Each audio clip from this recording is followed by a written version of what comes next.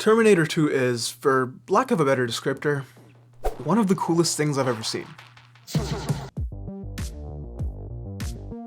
It feels like the one film that was constantly playing throughout my childhood, which was probably a bit early, but in every one of those viewings, I never thought to myself, is the guy playing the robot too robotic?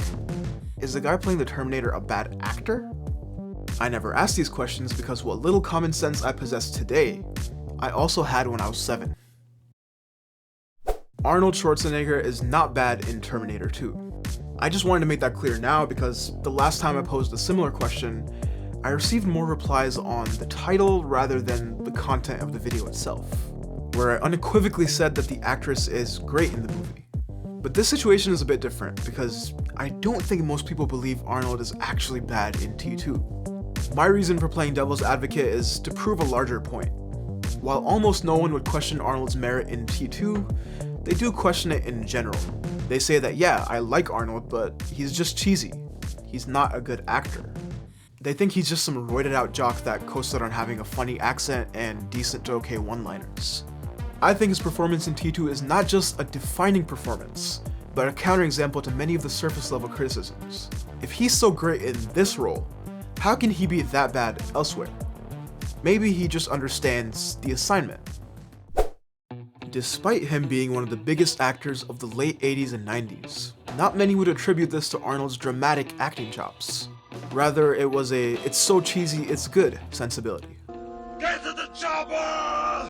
His acting style was always used ironically in his films. His striking accent and acting choices, as few as they were his appeal. And almost every film he starred in would take advantage of this.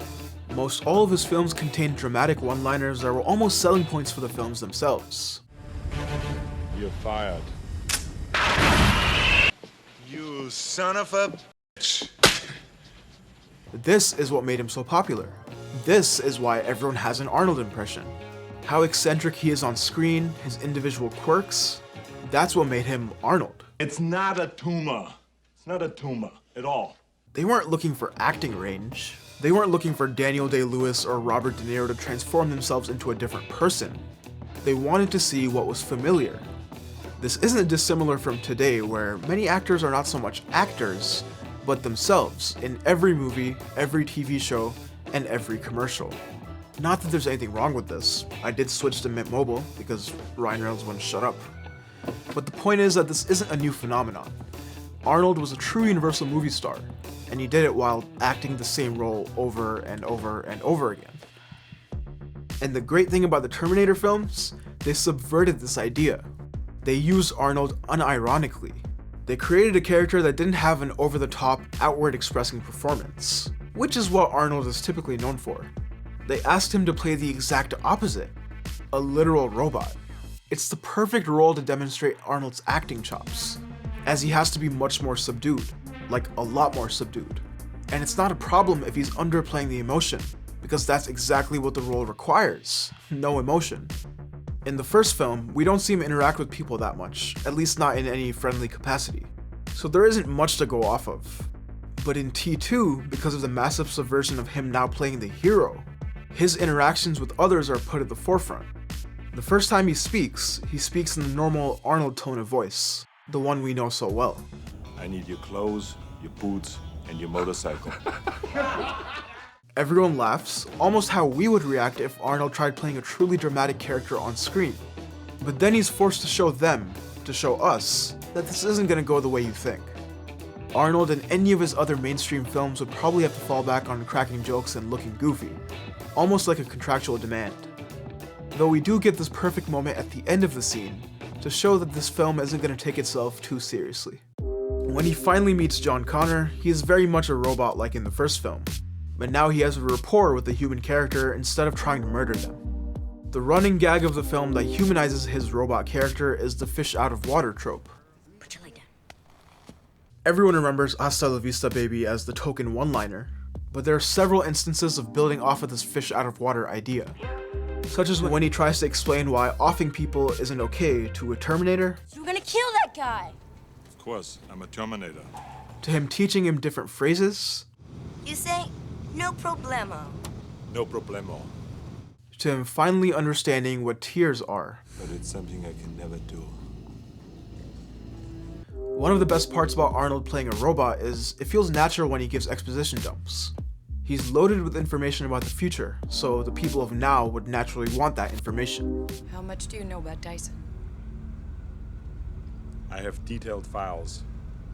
So there isn't a problem when he goes on for a couple of minutes talking about microprocessors and nuclear retaliation.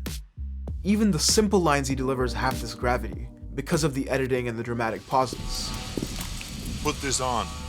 The questions about whether he's a good actor or not seem to be framed pretty unfairly, but I'll still try to answer them. Is he a bad actor? You may say that he plays the same one or two characters in every movie. Well, the one or two roles he plays repeatedly, he plays very well, in my opinion. Whether you enjoy those roles or not does not determine the merit of the roles, nor the actor.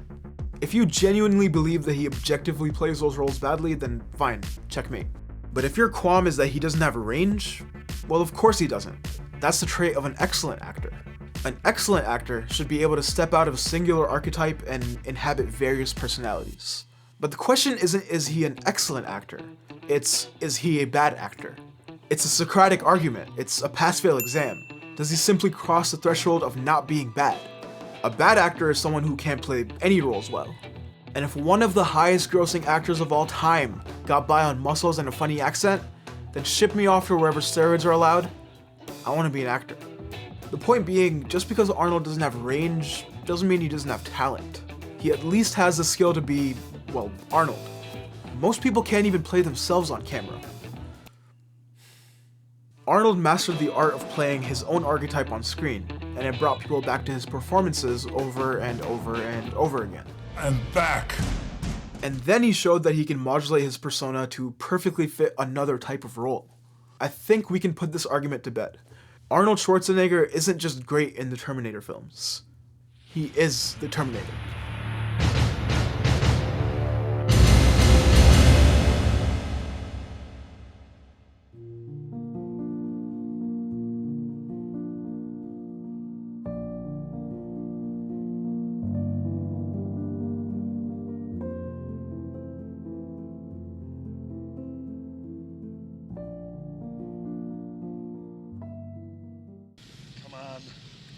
Do it!